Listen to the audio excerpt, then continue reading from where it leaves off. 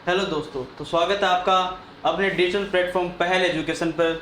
ये पहल एजुकेशन की सेकंड वीडियो होने जा रही है। पहली वीडियो इंट्रो वीडियो थी जिसमें आपका बहुत अच्छा प्रेम स्नेह मिला और हमें भी उत्सुकता हुई पढ़ाने की कि हम भी और कुछ अच्छा करवाएं, क्योंकि हमारे बहुत से अधिक दोस्त इस डिजिटल प्लेटफॉर्म पर जुड़कर बहुत सा अच्छे अच्छे कमेंट किए, जिनके द्वारा हमें भी उत्सुकता हुई कि हम भी इस प्लेटफॉर्म के जरिए से कुछ अच्छा बढ़ाएं। तो आज हम डिजिटल प्लेटफॉर्म पहल एजुकेशन की सेकंड क्लास लेके आपके बीच में उपस्थित हैं और आपका पहले इस चैनल पर बहुत बहुत अधिक अभिनंदन कि आप हमारे साथ जुड़े, आपने हमारे पर विश्वास किया। अगर आप हमारे पर विश्वास यूं ही जताएंगे तो हम कुछ अलग करने के सोचेंगे। तो आज हम इस सेकंड वीडियो में आपके लिए लेके आए हैं कृषि विज्ञान की थ्योरेटिकल क्लास, कृषि विज्ञान के थ्योरेटिकल क्लास, जिसके अंदर से ज़्यादा नहीं, मान लो एक क्वेश्चन तो जरूरी आ सकता है, क्योंकि एग्जामिनर यहाँ से क्वेश्चन जरूर पूछता आपसे। पहले हम देखते हैं कि कृषि विज्ञान के बारे में आज मैं आपको बताने वाला हूं। पहले चैनल के बारे में देख लेते हैं। हमारे चैनल का नाम है पहल एजुकेशन। चैनल का नाम है पहल एजुकेशन। तो यूट्यूब पर इसकी सभी वीडियो अपलोड आपको जरूर मिलेगी और ये एक पहल शिक्षा के क्षेत्र में व्यापार को खत्म करने के लिए एक ये पहल बनाई गई है, जो हम शायद कर सकेंगे। इस व्यापार को हम खत्म अवश्य करेंगे। कृषि क्षेत्र के सभी अध्ययनरत विद्यार्थियों के लिए जो भी सब्जेक्ट या जो भी कोर्सेज है वो इस प्लेटफॉर्म के जरिए आपको निःशुल्क दिए जाएंगे। कोई भी आपसे इंचार्ज नहीं लिया जाएगा।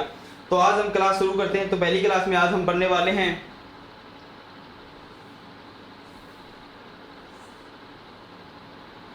कृषि क्या है। आपने भी सोचा होगा कृषि क्या है, कृषि किन शब्दों से मिलकर बना है। ये कुछ शब्दों से मिलकर बना एक बड़ा सार्थक शब्द है कृषि। कृषि क्या है, तो हम सर्वप्रथम इसकी परिभाषा देखते हैं कि कृषि क्या है, अर्थात इसकी डेफिनेशन क्या है, किन किन शब्दों से मिलकर एक कृषि विस्तृत रूप बना है, वो देखते हैं आज। कृषि क्या है। कृषि कृषि शब्द संस्कृत भाषा के कर्ष धातु से बना है। जो आपका कृषि शब्द है वो संस्कृत भाषा के कर्ष शब्द से मिलकर बना है, जिसका अर्थ है खींचना या जोतना या आकर्षित करना। अर्थात कृषि शब्द संस्कृत भाषा के कर्ष धातु से मिलकर बना है, जिसका अर्थ खींचना, जोतना या आकर्षित करना होता है। अर्थात जैसे आप कोई कृषि करे हो, उसमें हल से किसी को जोतोगे, वो हल से कोई फसल होगी तो वो हमें आकर्षित करेगी, अर्थात किसी व्यक्ति को, मनुष्य को, बस वो पशु को भी आकर्षित करेगी देखने के लिए। तो जिसका अर्थ होता है खींचना या जोतना या आकर्षित करना। और ये तो होगी कृषि की सिंपल परिभाषा, अर्थ संस्कृत भाषा के शब्द में इसका अर्थ हो गया। अब देखते हैं इसका इंग्लिश अर्थ। अर्थात कृषि शब्द को अंग्रेजी में एग्रीकल्चर कहते हैं। एग्रीकल्चर जो लैटिन भाषा के दो शब्दों से मिलकर बना है, एगर और कल्चर, जिसमें एगर का अर्थ होता है भूमि और कल्चर का अर्थ होता है टू कल्टीवेट, अर्थात बुआई करना। एगर का अर्थ होता है भूमि, जिसके अंदर एगर का अर्थ होता है भूमि, और कल्चरा का अर्थ होता है बुआई करना।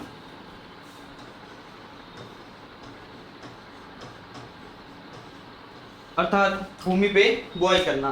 तो ये हो गया कृषि का अर्थ, कृषि का इंग्लिश मीनिंग। कृषि को संस्कृत में किस मीनिंग से मिलकर बना है। दो कृषि शब्द संस्कृत भाषा के कर्ष धातु से मिलकर बना है, जिसका अर्थ होता है खींचना या जोतना। और अंग्रेजी मीनिंग में कृषि को एग्रीकल्चर कहते हैं, जो लैटिन भाषा के दो शब्दों से मिलकर बना है, एगर या एगर प्लस कल्चरा से, जिसका अर्थ होता है एगर का अर्थ होता है भूमि और कल्चरा का अर्थ होता है बुआई। तो मैं आशा करूंगा कि आप यहाँ तक समझ गए होंगे।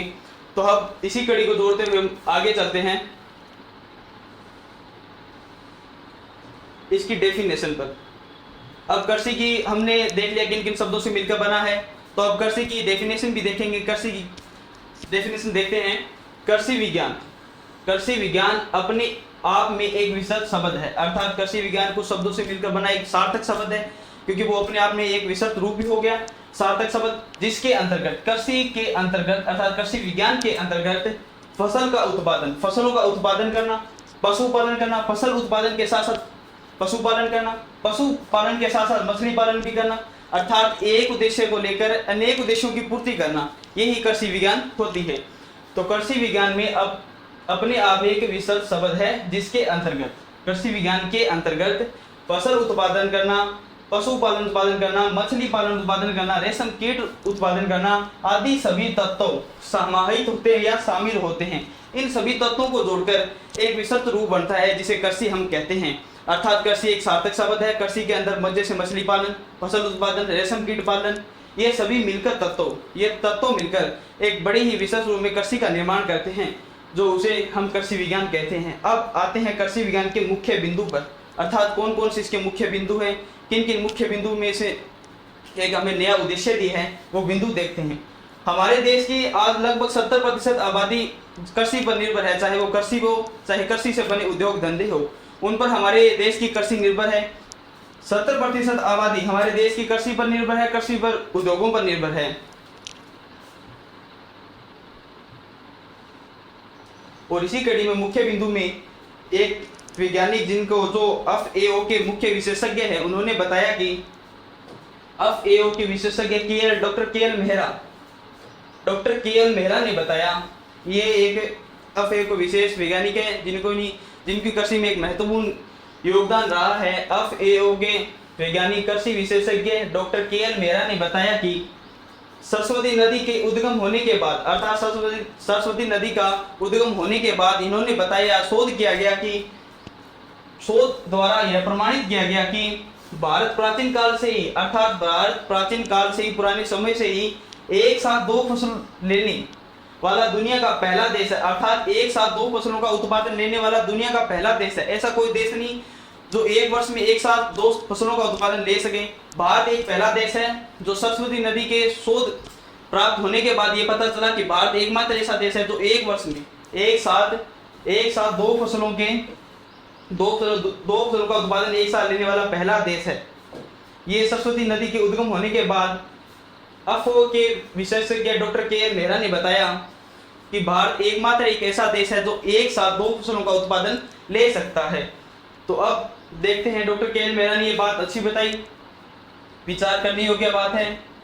इस तथ्य ने एक दुनिया में एक भारत को अलग स्थान दे दिया, क्योंकि भारत इसी नाम से जाने लगा कि भारत एक ऐसा देश है जो एक साथ दो फसलों का उत्पादन कर सका है। अन्य देशों में खलबली मच गई कि ऐसा कैसे हो सकता है कि एक साथ दो फसलों का उत्पादन कैसा कर सकता है, वहाँ की मृदा की उर्वरता कैसी होगी, ये दूसरों देशों में सोचने योग्य विषय बन गया। अब देखते हैं कि भारतीय कृषि बोर्ड की स्थापना कब हुई।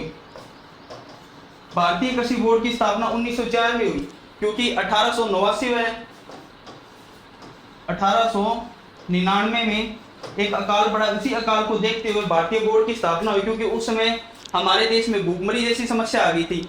तब हमारे देश के कृषि विशेषज्ञों ने उस पर विचार किया, विचार योग्य एक सामंजस्य आयोग बिठाया। उस आयोग ने 1904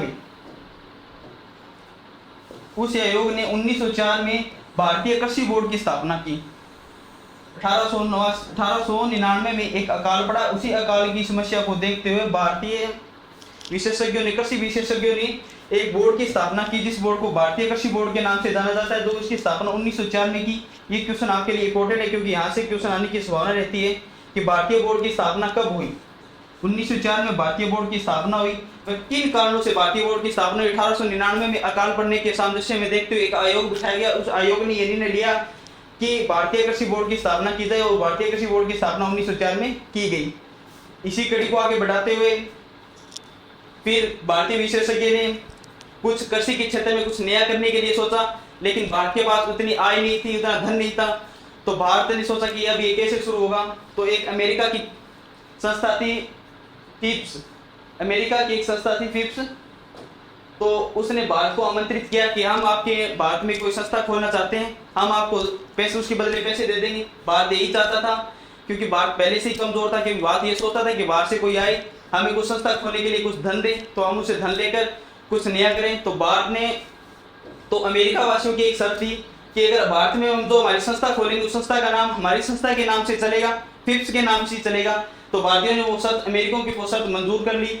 तो उसे अमेरिका में तो फिप्स के नाम से जाने लगा, और भारत में उसे पुसा के नाम से जाने लगा, पुसा के नाम से जाने लगा।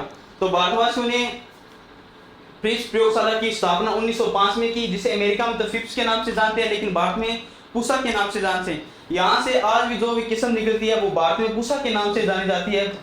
फिप्स से जो भी किसी भी फसल की किस्म या नई वैरायटी निकलती है वो भारत में पुसा के नाम से जानी जाती है। इसकी स्थापना 1905 में की गई, और बाद में इसे बिहार जिले के गंडक नदी के किनारे, दरभंगा जिले के किनारे गंडक नदी के किनारे से स्थापित किया गया। लेकिन 1936 में भावी आपदा के कारण 1936 में भावी आपदा के कारण इसे दिल्ली में स्थानांतरित कर दिया गया। 1936 में इसे दिल्ली ले गए स्थानांतरित कर दिया गया, क्योंकि भारी आपदा व बाढ़ के कारण यहाँ की बिल्डिंग क्षतिग्रस्त हो गई थी। इसी क्षतिग्रस्त को देखते हुए इसे दिल्ली में स्थानांतरित कर दिया गया। अब पढ़ने वाले हैं इसी कड़ी को आगे जोड़ते हुए हम हमारे कृषि क्षेत्र के एक बड़े संस्थान अर्थात माने तो सर्वोपरि संस्थान जिसे हम जानते हैं ICAR के नाम से उसे जानते हैं। ये कृषि क्षेत्र का एक सबसे बड़ा क्षेत्र है अर्थात बड़ा अनुसंधान है। मान लो इसे कि कृषि क्षेत्र का एक गढ़ के नाम से भी इसे जाना जाता है। जो भी कार्य होता है कृषि का, जो भी नई कुछ विकास किसमें निकलती है, कुछ संस्थान बनते हैं, कुछ अनुसंधान प्रयोग होते हैं, तो वो पहले यहाँ से पारित होके जाते हैं, जिसे ICAR के नाम से जाना जाता है। ICAR की फुल फॉर्म इंग्लिश में तो होती है इंडियन काउंसिलिंग एग्रीकल्चर रिसर्च, और वैसे होती है भारतीय कृषि अनुसंधान परिषद की, भारतीय कृषि अनुसंधान परिषद। अर्थात कई बार एग्जामिनर क्वेश्चन ऐसे भी घुमा के पूछ लेता है कि भारतीय कृषि अनुसंधान परिषद की स्थापना कब हुई, तो वो हुई 1919 को। और पूछ ले भारतीय कृषि अनुसंधान दिवस कब मनाया जाता है, ये भी क्वेश्चन एक अच्छा क्वेश्चन है। तो भारतीय कृषि अनुसंधान परिषद की स्थापना, भारतीय कृषि अनुसंधान परिषद की स्थापना 1929 को हुई, और इसे ICAR के नाम से भी जाना जाता है, और ICAR की फुल फॉर्म होती है इंडियन काउंसिलिंग एग्रीकल्चर रिसर्च। तो ये भी क्वेश्चन एक अच्छा क्वेश्चन है, आने वाला क्वेश्चन है। इसी की कड़ी को आगे जोड़ते हुए अब हम पढ़ने वाले हैं कि कृषि विज्ञान की विभिन्न शाखाएं।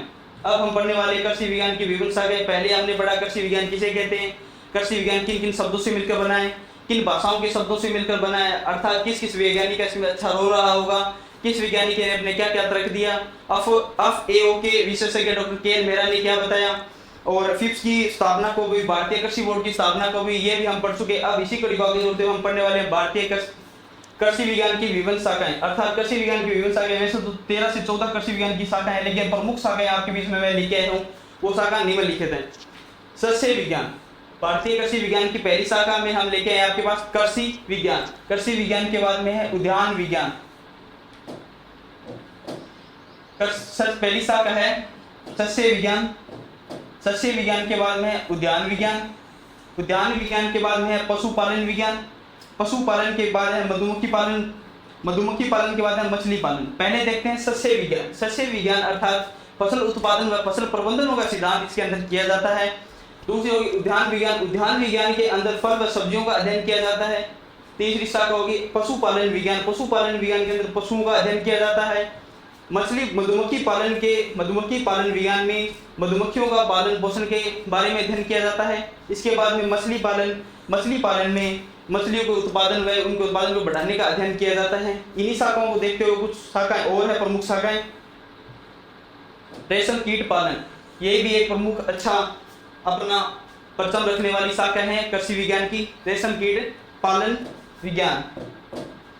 इसके बाद में लाख उत्पादन विज्ञान, वन विज्ञान, पादप रोग विज्ञान, ये कृषि विज्ञान की प्रमुख शाखाएं। इसके अलावा और भी कुछ प्रमुख शाखाएं हैं, इनके बारे में अगले लेक्चर में हम अच्छे तरीके से पढ़ेंगे। इनके जनक कौन हैं, इनके अंदर क्या क्या महत्व आता है, इनके महत्व क्या क्या है, ये अपना कृषि क्षेत्र में क्या क्या परचम रखती है। तब तक आप मेरे चैनल को सब्सक्राइब और शेयर कर दें, और जितने भी कृषि योद्धा हैं वो अपने भाइयों जैसे कृषि क्षेत्र में जो भी कुछ पढ़ रहे हैं या जो भी करें उन तक ये मेरे चैनल जरूर शेयर कर दें, ताकि उनको भी इस चैनल का लाभ मिले। तब तक आपका धन्यवाद। जय हिंद, जय भारत।